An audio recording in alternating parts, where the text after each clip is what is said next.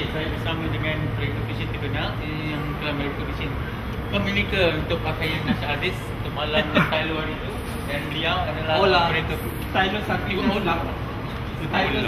Stylo Safina, dan datang ke Thailand adalah untuk bermain-main air. Betul?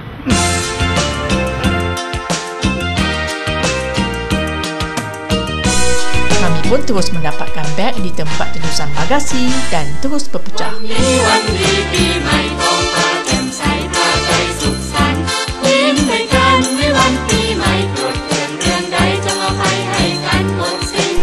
Slash dan Benji naik teksi ke pusat bandar.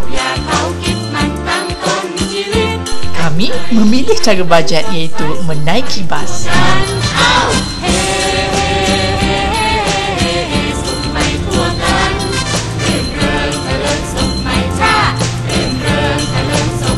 Memang bajet habis. Tak payah bayar sesen pun untuk naik shuttle bas ini. Tapi mewah juga. Hanya kami berdua saja dalam bas ini hingga ke terminal pengangkutan awam. Di sini kami mengambil bas bernombor 551 untuk ke pusat bandaraya Bangkok. Sejam perjalanan, kami pun tiba di Victoria Monument ini.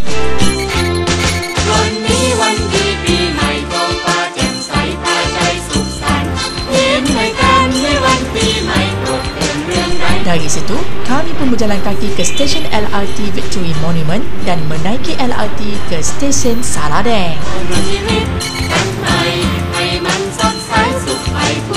Setibanya di Saladeng, kita orang berjalan kaki untuk check-in hotel di Siloam.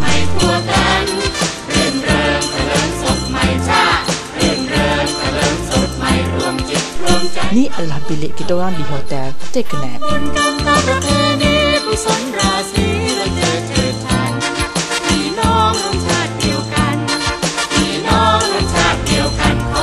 Jam 4 petang, barulah kami keluar dari hotel dan naik teksi untuk ke Wat Arun.